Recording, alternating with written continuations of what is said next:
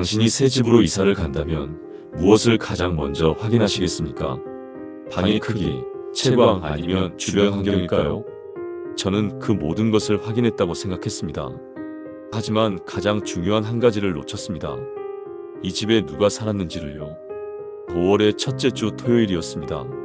이사 트럭이 좁은 골목길을 겨우 빠져나가고 우리 가족은 새로운 보금자리 앞에 서 있었습니다.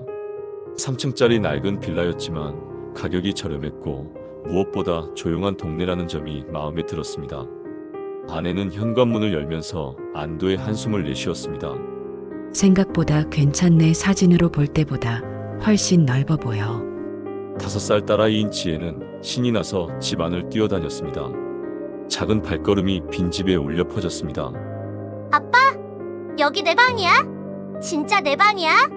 지혜가 가리킨 곳은 안방 옆에 있는 작은 방이었습니다. 햇살이 창문을 통해 들어와 방 전체를 환하게 비추고 있었습니다. 완벽한 아이 방이었습니다. 그래, 지혜 방이야. 마음에 들어. 여기서 인형이랑 놀 거예요. 짐을 정리하면서 저희는 곳곳에서 이전 세입자의 흔적들을 발견했습니다. 현관 벽에는 연필로 그어진 아이키 재는 표시가 있었고 부엌 찬장 안쪽에는 노란 메모지가 붙어 있었습니다. 우유 떨어짐, 전기요금 납부와 같은 평범한 메모들이었습니다. 전세입자가 꽤 오래 살았나 보네. 아내가 메모지를 떼어내며 말했습니다. 저도 고개를 끄덕였습니다. 오래 산 흔적이라면 이 집이 살기 좋다는 뜻이 아닐까요? 그런데 저녁을 먹다가 이상한 것을 발견했습니다. 거실 벽지 모서리가 살짝 들떠 있어서 손으로 만져보았는데 그 틈으로 무언가 딱딱한 것이 만져졌습니다. 조심스럽게 벽지를 들춰보니 작은 열쇠 하나가 나왔습니다. 여보, 이거 봐. 아내가 다가와서 열쇠를 들여다보았습니다. 오래된 노스의 재질에 녹이 슬어 있었습니다. 뭐에 쓰는 열쇠일까? 현관문은 비밀번호고 방문들은 다 문고리 돌려서 여닫는데 저희는 집 안 구석구석을 뒤져봤습니다. 창문 잠금 장치, 서랍, 심지어 베란다 창고까지 확인해봤지만 이 열쇠가 맞는 곳은 없었습니다. 아마 전세입자가 실수로 놓고 간 거겠지. 중요한 거였으면 가져갔을 테고. 아내의 말이 맞는 것 같았습니다. 저는 열쇠를 현관 신발장 위에 올려두었습니다. 혹시 주인을 찾으러 올지도 모르니까요. 그날 밤 지혜를 재우고 나서 아내와 함께 앞으로의 계획을 세웠습니다. 새 직장 출근 준비, 지혜 어린이집 등록, 동네 병원이나 마트 위치 파악까지. 새로운 시작이라는 기대감이 컸습니다. 이 동네 정말 조용하다. 차 소리도 거의 안 들려. 창밖을 바라보며 아내가 말했습니다. 정말 고요했습니다. 도심에서 벗어나 이런 한적한 곳에서 지혜를 키우는 것도 나쁘지 않겠다는 생각이 들었습니다. 하지만 그때는 몰랐습니다. 너무 조용한 곳에는 이유가 있다는 것을. 그리고 어떤 비밀들은 벽 속 깊은 곳에 숨겨져 있다가 때가 되면 저절로 드러난다는 것을요. 이사 온 지 일주일이 지났을 때부터 이상한 일들이 시작되었습니다. 처음에는 대수롭지 않게 여겼습니다. 새 집에 적응하는 과정이라고 생각했거든요. 밤 11시쯤이었습니다. 지혜를 재우고 거실에서 텔레비전을 보고 있는데 어디선가 쿵 하는 소리가 들렸습니다. 마치 누군가 벽을 두드리는 것 같았습니다. 여보, 지금 소리 들었어? 아내에게 물어봤지만 아내는 고개를 저었습니다. 무슨 소리? 나는 못 들었는데. 아마 위층에서 나는 소리겠거니 했습니다. 빌라는 층간소음이 잘 들리니까요. 그런데 다음날 밤에도 그 다음날 밤에도 같은 시간에 똑같은 소리가 들렸습니다. 소리는 항상 지혜 방 쪽 벽에서 났습니다. 벽에 귀를 대고 들어봐도 정확히 어디서 나는지 알 수 없었습니다. 그냥 벽 속 깊은 곳에서 울려 퍼지는 것 같았습니다. 아빠, 삼촌이 놀자고 해요. 어느 날 아침 지혜가 갑자기 이런 말을 했습니다. 저는 수저를 놓고 지혜를 바라봤습니다. 삼촌? 무슨 삼촌? 벽 속에 있는 삼촌이요. 밤에 자꾸 놀자고 해요. 아내와 저는 눈을 마주쳤습니다. 아이들은 종종 상상의 친구를 만들곤 합니다. 새로운 환경에 적응하면서 나타나는 자연스러운 현상이죠. 지혜야, 벽 속엔 아무도 없어. 그냥 지혜가 상상한 거야. 아니에요. 진짜 있어요. 삼촌이 슬프대요. 혼자 있어서 심심하대요. 지혜의 목소리에는 확신이 담겨 있었습니다. 마치 정말로 누군가와 대화를 나눈 것처럼 구체적이었습니다. 그날 밤에도 소리가 들렸습니다. 하지만 이번에는 조금 달랐습니다. 쿵쿵하는 소리 사이사이에 마치 누군가 훌쩍거리는 것 같은 소리가 섞여 있었습니다. 저는 벽에 손을 대고 가만히 귀를 기울였습니다. 소리는 확실히 벽 안에서 나고 있었습니다. 혹시 배관에 문제가 있는 건 아닐까요? 아니면 쥐 같은 동물이 벽 속에서 지내고 있는 걸까요? 여보, 내일 관리사무소에 연락해서 확인해보자. 배관 점검을 요청하든지. 아내도 이제는 소리를 듣기 시작했습니다. 밤이 깊어질수록 더 또렷하게 들렸습니다. 지혜 잠깐만. 다음날 오후 지혜가 혼자 방에서 놀고 있을 때 들여다봤습니다. 지혜는 벽 앞에 앉아서 손가락으로 뭔가를 그리고 있었습니다. 뭐 하는 거야? 삼촌한테 그림 그려주는 거예요. 삼촌이 문을 그려달래요. 지혜가 가리킨 벽을 자세히 봤습니다.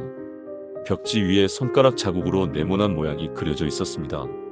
정말 문처럼 보였습니다. 왜 문을 그려달라고 했을까? 나가고 싶다고 해요. 오래 갇혀 있어서 답답하대요. 지혜의 말에 등골이 서늘해졌습니다. 5살 아이가 할 수 있는 상상치고는 너무 구체적이고 현실적이었습니다. 지혜야, 삼촌이 몇 살이래? 지혜랑 비슷해요. 근데 아주 작아졌대요. 오래 아파서요. 그날 밤 지혜를 재운 후 아내와 진지하게 이야기했습니다. 아이가 새 집에 적응하지 못하는 것 같아. 너무 이상한 말을 해. 그런데 소리는 실제로 들리잖아. 지혜가 지어낸 이야기라고 하기엔. 우리 부부는 고민에 빠졌습니다. 아이의 상상놀이인지 아니면 정말 뭔가 있는 건지 확신할 수 없었습니다. 그런데 그날 밤 소리가 평소보다 훨씬 크게 들렸습니다. 쿵쿵쿵 3번 연속으로 벽을 두드리는 소리, 그리고 이어서 아이가 우는 것 같은 소리까지. 너무 선명해서 바로 옆에서 들리는 것 같았습니다. 저는 손전등을 들고 지혜 방으로 갔습니다. 혹시 밖에서 들어온 소리일 수도 있으니까요. 하지만 창문 밖은 조용했습니다. 소리는 분명히 벽 안에서 나고 있었습니다. 벽에 손을 대고 느껴보니 미세한 진동까지 전해져 왔습니다. 마치 누군가 반대편에서 벽을 치고 있는 것처럼요. 수상한 소리가 계속되자 저는 더 이상 참을 수 없었습니다. 관리사무소에 전화를 걸어 배관 점검을 요청했지만 기사가 와서 확인한 결과 아무런 문제가 없다고 했습니다. 배관은 멀쩡하고요. 벽 구조도 이상 없어 보입니다. 혹시 위층이나 옆집에서 나는 소리 아닌가요? 하지만 저는 확신했습니다. 소리는 분명히 우리 집 벽 안에서 나고 있었습니다. 며칠 더 지나자 지혜의 행동도 점점 이상해졌습니다. 밤에 자주 깨서 벽을 바라보며 뭔가 중얼거렸고 낮에도 벽 앞에서 혼자 대화하는 모습을 보였습니다. 지혜야, 삼촌한테 뭐라고 해? 삼촌이 춥다고 해요. 그리고 배고프다고 해요. 오래 못 먹었대요. 더 이상 방치할 수 없었습니다. 저는 벽지를 살짝 뜯어보기로 했습니다. 혹시 벽 속에 틈이 있거나 뭔가 숨겨진 공간이 있는 건 아닐까요? 벽지를 조심스럽게 벗겨내자 시멘트 벽이 드러났습니다. 그런데 자세히 보니 벽의 일부분이 다른 곳과 색깔이 달랐습니다. 마치 나중에 시멘트를 덧발라 놓은 것처럼요. 그때 문득 신발장 위에 놓아둔 열쇠가 생각났습니다. 혹시 이 열쇠가 어디에 쓰이는 걸까요? 집 안 곳곳을 다시 한번 살펴봤지만 역시 맞는 곳이 없었습니다. 그러다 빌라 뒤편 지하에 있는 창고가 생각났습니다. 이사 올 때 관리인이 잠깐 언급했던 공용 창고 말입니다. 혹시 몰라. 한번 가볼까? 저는 열쇠를 들고 지하로 내려갔습니다. 좁은 계단을 따라 내려가니 곰팡이 냄새가 코를 찔렀습니다. 복도 끝에 낡은 철문이 하나 있었는데 자물쇠가 채워져 있었습니다. 열쇠를 끼워보니 딱 맞았습니다. 째각 소리와 함께 자물쇠가 열렸습니다. 문을 열자마자 퀴퀴한 냄새가 확 올라왔습니다. 손전등을 비춰보니 창고 안에는 여러 가지 물건들이 어지럽게 놓여 있었습니다. 낡은 장난감들이 바닥에 흩어져 있었습니다. 봉제 인형, 블록, 크레용이 든 케이스까지 모두 아이가 쓰던 것들이었습니다. 그리고 구석에는 곰팡이가 핀 작은 매트리스가 놓여 있었습니다. 이상하네. 왜 이런 게 여기에? 더 자세히 살펴보니 옷까지도 있었습니다. 아이 옷과 여성복이 몇 벌씩 모두 오래되어 보였습니다. 그때 뒤에서 목소리가 들렸습니다. 거기서 뭐 하세요? 깜짝 놀라 뒤돌아보니 이웃집 할머니가 서 있었습니다. 70대쯤 되어 보이는 작은 체구의 할머니였습니다. 아, 안녕하세요. 저 위에 새로 이사 온 사람입니다. 이 열쇠가 여기 맞나 해서 확인해 본 거예요. 할머니는 의아한 표정을 지었습니다. 여긴 오래전부터 잠가둔 곳인데요. 누가 들어갔나 보네요. 이상하다. 혹시 누가 이 창고를 썼나요? 글쎄요. 몇 년 전부터는 아무도 안 썼는데 집주인이 관리하는 거라고 들었어요. 할머니는 창고 안을 들여다보다가 고개를 저었습니다. 이런 물건들이 어디서 나온 건지 모르겠네. 예전엔 이런 게 없었는데. 저는 매트리스 쪽을 다시 살펴봤습니다. 그리고 그 순간 끔찍한 것을 발견했습니다. 매트리스 옆벽에 작은 글씨로 뭔가 긁혀 있었습니다. 손전등을 가까이 대고 보니 살려줘라는 글자였습니다. 마치 손톱으로 긁어놓은 것처럼 보였습니다. 할머니, 혹시 이 집에 전에 살던 사람들 알고 계세요? 몇 번 바뀌긴 했는데 기억나는 건 몇 년 전에 엄마하고 아이가 살았어요. 아버지는 없고 둘이서만 살았는데. 그분들 어떻게 되었나요? 할머니는 잠시 생각하더니 작은 목소리로 말했습니다. 어느 날 갑자기 사라졌어요. 이사 간다는 말도 없이 참 이상했죠. 그때 지혜의 말이 떠올랐습니다. 벽 속에 삼촌이 지혜와 비슷한 나이라고 했던 것, 오래 갇혀 있어서 답답하다고 했던 것, 혹시 이 창고에서 발견한 물건들과 지혜가 말하는 삼촌이 관련이 있는 건 아닐까요? 창고에서 발견한 물건들이 계속 신경 쓰였습니다. 특히 벽에 긁힌 살려줘라는 글씨는 머리에서 떠나지 않았습니다. 저는 이웃 할머니 말대로 정말 이상하게 사라진 세입자가 있었는지 더 알아보기로 했습니다. 동네 슈퍼에 들렀을 때 사장님께 넌지시 물어봤습니다.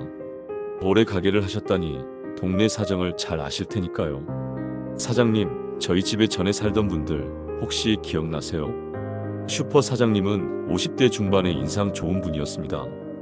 계산대에 앉아 신문을 보고 계시다가 고개를 들었습니다. 아, 새로 이사 오신 분이구나. 전에 살던 분들 말씀이세요? 네, 엄마랑 아이가 살았다고 들었는데. 사장님의 표정이 조금 어두워졌습니다. 아, 그분들 미연 씨하고 준호가 살았었죠. 참 안 된 일이었어. 무슨 일이 있었나요? 준호 어머니가 혼자 아이를 키우고 있었는데 생활이 많이 힘들어 보였어요.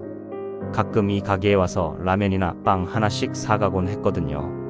사장님은 잠시 생각에 잠기더니 계속 말했습니다. 그런데 어느 날부터 모습을 안 보이기 시작했어요. 처음엔 그러려니 했는데 한 달이 지나도 안 보이더라고요. 이상하게 생각 안 하셨어요? 물론 이상했죠. 그래서 집에 가봤더니 아무도 없더라고요. 이웃들한테 물어봐도 아무도 모르고 마치 증발해버린 것처럼. 사장님의 이야기를 들으니 점점 수상해졌습니다. 혹시 경찰에 신고는 했나요? 했죠. 실종신고도 접수하고 수사도 했는데 결국 찾지 못했어요. 경찰에서는 아마 다른 동네로 이사를 갔을 거라고 하더라고요. 하지만 뭔가요? 미연 씨가 그렇게 갑자기 떠날 사람은 아니었어요. 준호를 무척 아껴했거든요. 그리고 이사를 간다면 적어도 인사는 했을 텐데. 사장님은 창밖을 바라보며 한숨을 쉬었습니다. 준호가 참 착한 아이였어요. 가끔 어머니 심부름으로 혼자 와서 우유나 빵을 사가곤 했는데 예의도 바르고. 그 아이가 내 딸 또래였을 거야. 그 순간 온몸에 소름이 돋았습니다.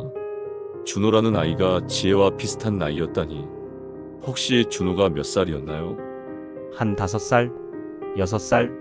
정확히는 모르겠지만 아주 어렸어요.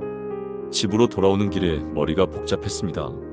지혜가 말하는 벽 속의 삼촌이 혹시 준호인 걸까요? 그렇다면 준호와 미연 씨에게 무슨 일이 일어난 걸까요? 그날 저녁 지혜가 또 벽 앞에 앉아서 혼자 대화하고 있었습니다. 지혜야, 삼촌이 뭐라고 해? 삼촌이 엄마를 찾는데요. 엄마가 어디 갔는지 모르겠대요. 엄마가 언제 없어졌대? 아주 오래전이래요. 삼촌이 잠들어 있을 때요.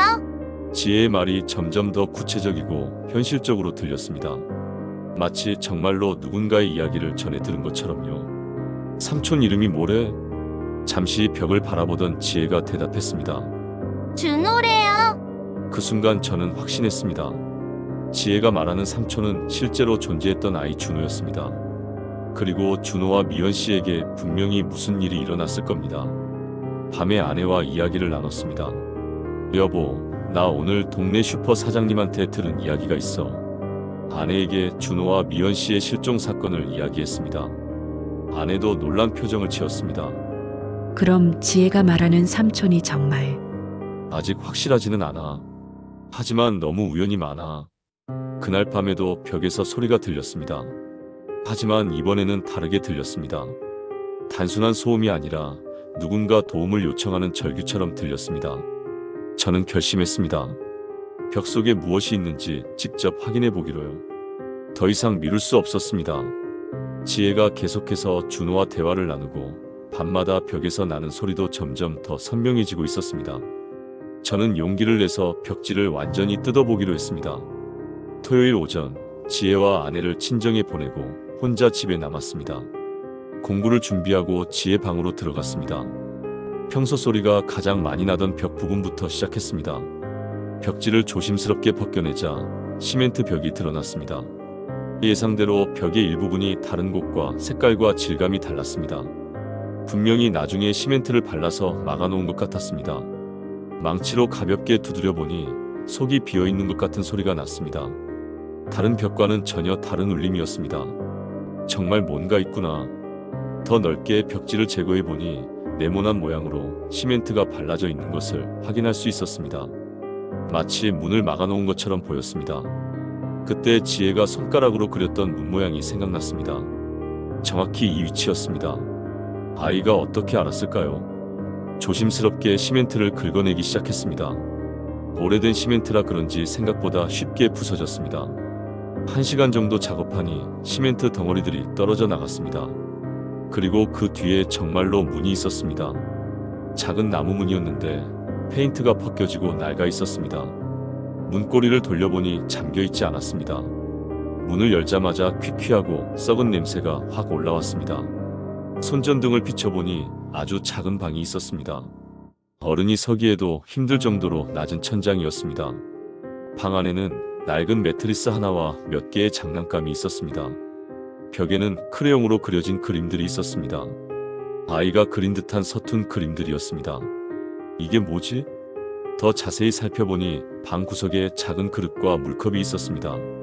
모두 플라스틱 제품이었는데 오랫동안 사용하지 않은 듯 먼지가 쌓여 있었습니다. 천장을 보니 작은 글씨들이 빼곡히 적혀 있었습니다. 손전등을 가까이 대고 읽어보니 등골이 서늘해졌습니다. 매일 밥 줘. 조용히 해. 밖에 나가고 싶어. 엄마 보고 싶어. 모두 아이 글씨체였습니다. 마치 하루하루를 견디기 위해 적어놓은 것 같았습니다. 방 안을 더 살펴보니 한쪽 구석에 작은 금속 상자가 있었습니다. 녹이 슬었지만 아직 열어볼 수 있을 것 같았습니다. 그런데 상자를 들어 올리려는 순간 아래에서 뭔가 흰 것이 보였습니다. 자세히 보니 작은 뼈 조각 같은 것이었습니다.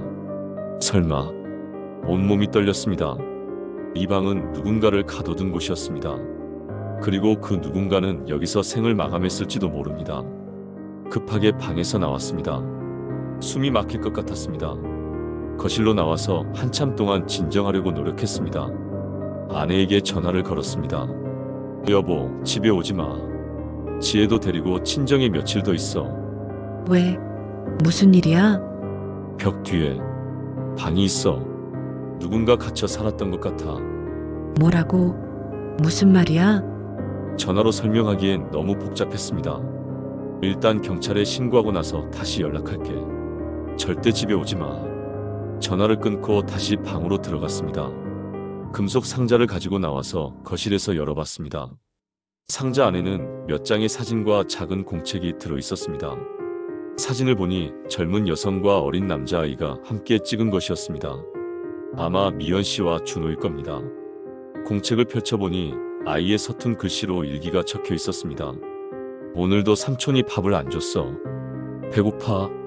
엄마가 어디 갔을까? 삼촌이 곧 온다고 했는데 거짓말인 것 같아. 여기서 나가고 싶어. 밖에서 놀고 싶어. 일기를 읽는 내내 가슴이 먹먹했습니다. 이 아이가 얼마나 무서웠을까요? 얼마나 외로웠을까요? 그런데 일기 마지막 페이지에 충격적인 내용이 있었습니다. 삼촌이 할머니랑 이야기해. 나를 여기 두고 가겠다고 해. 무서워. 할머니? 혹시 이웃집 할머니를 말하는 걸까요? 상자 안을 다시 뒤져보니 낡은 종이 한 장이 더 나왔습니다. 계약서 같은 문서였는데 글씨가 흐릿해서 잘 보이지 않았습니다. 하지만 맨 아래 서명 부분은 읽을 수 있었습니다. 집주인 이름과 함께 또 다른 이름이 적혀 있었습니다. 그리고 그 이름은 바로 옆집 할머니 이름이었습니다. 모든 것이 연결되기 시작했습니다. 준호와 미연 씨가 갑자기 사라진 것, 창고에서 발견한 물건들, 그리고 이 숨겨진 방까지. 이것은 단순한 실종 사건이 아니었습니다. 누군가 의도적으로 이들을 해친 것입니다. 경찰에 신고하기 전에 더 확실한 증거가 필요했습니다. 금속 상자에서 나온 계약서와 일기만으로는 부족할 수 있었습니다.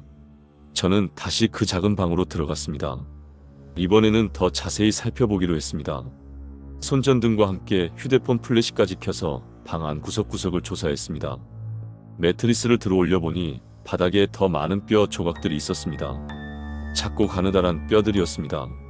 아이의 것으로 보였습니다. 벽에 그려진 그림들을 더 자세히 봤습니다. 대부분 집과 나무, 해와 구름 같은 평범한 그림들이었지만 한쪽 벽에는 무서운 그림이 있었습니다. 큰 사람 2명이 작은 사람 하나를 둘러싸고 있는 그림이었습니다. 작은 사람은 울고 있는 것처럼 그려져 있었습니다. 천장의 글씨들을 다시 읽어봤습니다. 처음에 본 것 외에도 더 많은 글들이 있었습니다. 삼촌이 나쁜 사람이야. 할머니도 나쁜 사람이야. 엄마 어디에 있어? 도와줘. 살려줘. 마지막 글들은 점점 더 절망적이 되어갔습니다. 이 아이가 마지막 순간까지 얼마나 힘들었을지 상상만 해도 가슴이 아팠습니다. 방 바닥을 더 자세히 살펴보니 이상한 얼룩들이 있었습니다. 오래되어서 색이 변했지만 분명히 혈흔으로 보였습니다. 구석에 있던 그릇들을 들어보니 바닥에 작은 열쇠 하나가 더 있었습니다. 처음에 벽에서 발견했던 열쇠와 비슷하지만 조금 다른 모양이었습니다. 이 열쇠는 뭔가요? 혹시 또 다른 비밀이 있는 건 아닐까요? 방에서 나와서 집 안 곳곳을 다시 확인해 봤습니다. 이번에는 새로 발견한 열쇠로 열 수 있는 곳이 있는지 찾아봤습니다. 부엌 찬장, 옷장, 서랍장까지 모두 확인해 봤지만 맞는 곳이 없었습니다. 그러다 베란다 쪽 벽장을 확인하게 되었습니다. 벽장 안쪽 구석에 작은 자물쇠가 있는 서랍이 하나 있었습니다.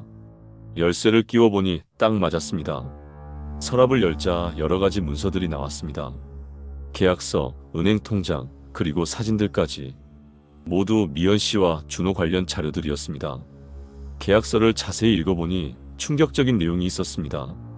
미연 씨가 집주인에게 빚을 지고 있었고 그 빚을 갚지 못해서 아이를 담보로 잡았다는 내용이었습니다. 채무자 김미연이 채권을 변제하지 못할 시 아들 김준호를 담보로 제공한다는 끔찍한 조항이 있었습니다. 사진들을 보니 미연 씨와 준호가 점점 야위어가는 모습이 담겨 있었습니다. 마지막 사진에서는 준호가 거의 해골같이 말라 있었습니다. 그리고 마지막에는 미연 씨 혼자 찍힌 사진이 있었습니다. 울고 있는 모습이었습니다. 사진 뒤에는 메모가 적혀 있었습니다. 준호야 미안해. 엄마가 너를 지켜주지 못해서 미안해. 이제 모든 것이 명확해졌습니다. 집주인과 이웃 할머니가 공모해서 빚을 빌미로 미연 씨와 준호를 협박했습니다. 준호를 그 작은 방에 가둬두고 미연 씨를 조종한 것입니다. 그리고 결국 준호는 그 방에서 죽었고 미연 씨도 어디론가 사라졌습니다. 아마 그들에게 당했을 가능성이 높습니다. 문득 지혜가 한 말이 떠올랐습니다. 준호가 엄마를 찾고 있다고, 엄마가 어디 갔는지 모르겠다고 했던 말.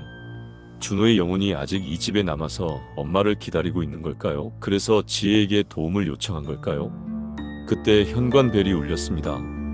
경찰이 도착한 것 같았습니다. 드디어 준호와 미연 씨의 억울함을 풀어줄 수 있는 시간이 왔습니다. 경찰이 도착하기 전까지 시간이 좀 있었습니다.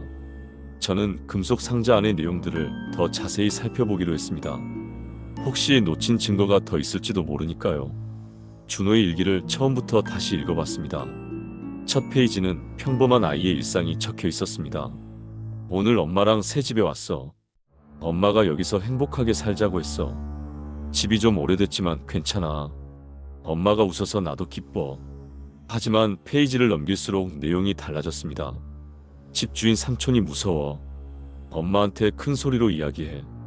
엄마가 자꾸 울어. 돈 이야기하면서 삼촌이 나한테 작은 방에서 놀라고 해. 그런데 문이 잠겨. 준호는 처음에는 놀이라고 생각했던 것 같습니다. 하지만 점점 상황을 이해하기 시작했습니다. 엄마가 볼 수 없어. 삼촌이 안 된다고 해. 배고픈데 밥을 조금밖에 안 줘. 할머니가 와서 삼촌이랑 이야기해. 나를 보면서 작다고 해. 이웃집 할머니도 처음부터 이 일에 관여하고 있었던 겁니다.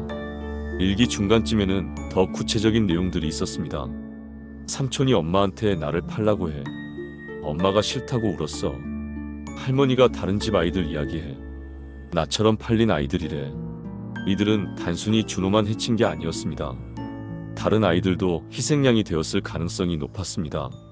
일기 뒷부분은 읽기가 힘들었습니다. 엄마가 3일째 안 와.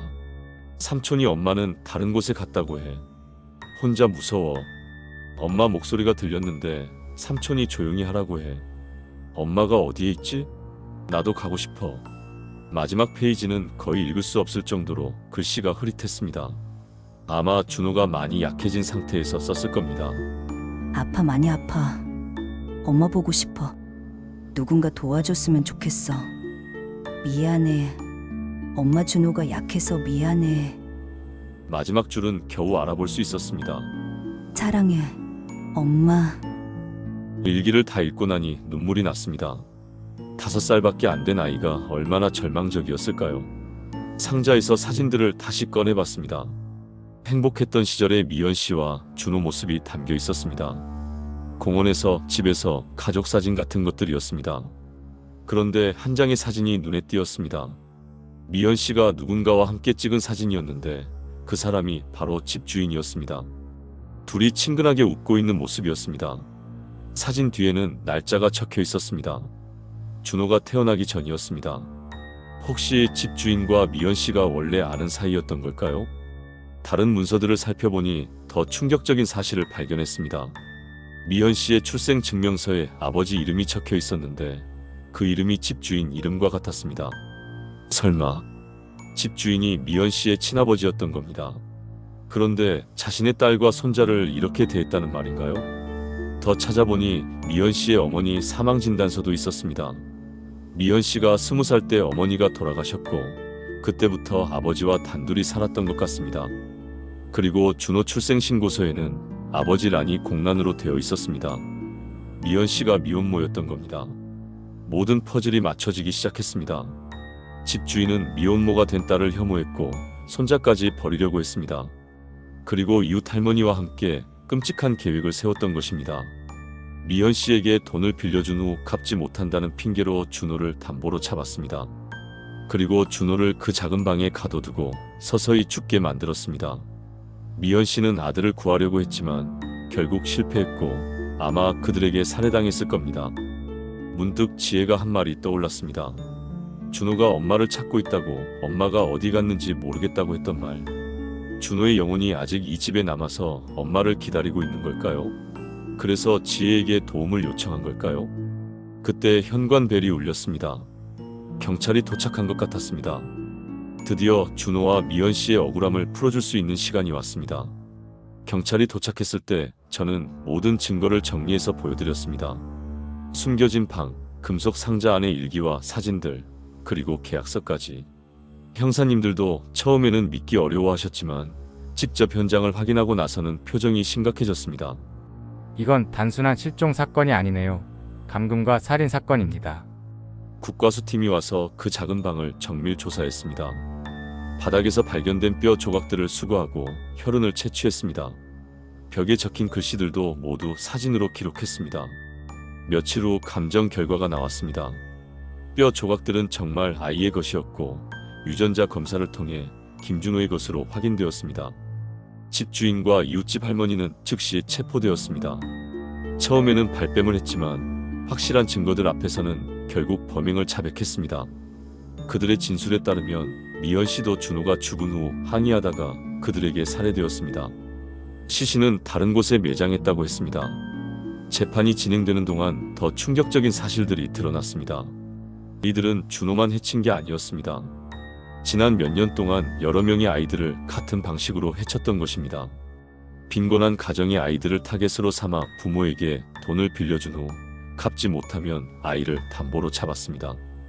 그리고 그 아이들을 인신매매하거나 학대했습니다. 준호는 그 피해자 중 한 명이었고 결국 그 작은 방에서 생을 마감했던 것입니다. 재판 결과 집주인은 무기징역, 할머니는 징역 25년을 선고받았습니다. 하지만 죽은 아이들은 돌아올 수 없었습니다. 저희 가족은 그 집을 떠났습니다. 더 이상 그곳에서 살 수 없었습니다. 새로운 집으로 이사를 가기 전날 밤, 저는 마지막으로 그 방에 들어갔습니다. 준호야, 이제 편히 쉬어. 내 이야기를 모든 사람이 알게 됐어. 그리고 너를 해친 사람들도 벌을 받았어. 그 순간 방 안에 따뜻한 바람이 불었습니다. 마치 준호가 마지막 인사를 하는 것 같았습니다. 지혜도 새 집으로 이사 온 후부터는 벽 속 삼촌 이야기를 하지 않았습니다. 준호가 드디어 평안을 찾았기 때문일 겁니다. 몇 달 후 그 빌라는 철거되었습니다. 시에서 아동학대 방지 시설을 짓기로 했다고 합니다. 그 자리에서 준호와 같은 아이들이 더 이상 생기지 않기를 바라는 마음에서였습니다. 철거 현장을 지나갈 때마다 생각합니다. 집은 사람들의 흔적을 간직합니다. 행복했던 기억, 슬펐던 순간, 사랑과 이별의 흔적들까지. 하지만 어떤 집들은 말할 수 없는 비밀을 숨기고 있기도 합니다. 저희가 그 집에 이사 갔을 때 저는 새로운 시작을 꿈꿨습니다. 우리 가족만의 보금자리를 만들고 싶었습니다. 하지만 그 집에는 이미 다른 가족의 아픔과 절망이 새겨져 있었습니다. 준호와 미연 씨의 이야기를 통해 깨달았습니다. 때로는 우리가 가해자가 되지 않기 위해 노력하는 것만으로는 부족합니다. 피해자의 목소리에 귀 기울이고 그들의 아픔을 외면하지 않는 것이 더 중요합니다. 그 순간 저는 깨달았습니다. 이 집에서 저희는 새로운 주인이 아니었습니다. 단지 진실을 밝혀내야 할 증인이었을 뿐입니다. 준호가 저희를 그 집으로 이끈 것인지도 모릅니다. 자신의 이야기를 세상에 알리기 위해서요. 집은 때때로 사람을 선택합니다. 그리고 그 선택된 사람은 집이 간직한 비밀을 세상에 드러낼 의무가 있습니다. 아무리 고통스럽고 두려운 진실이라 할지라도 말입니다. 지금도 어딘가에는 준호 같은 아이들이 도움을 기다리고 있을지 모릅니다. 그들의 작은 목소리에 귀 기울이는 어른들이 더 많아지기를 바랍니다. 그래서 더 이상 벽 속에 숨겨진 비밀 같은 것들이 생기지 않기를 바랍니다.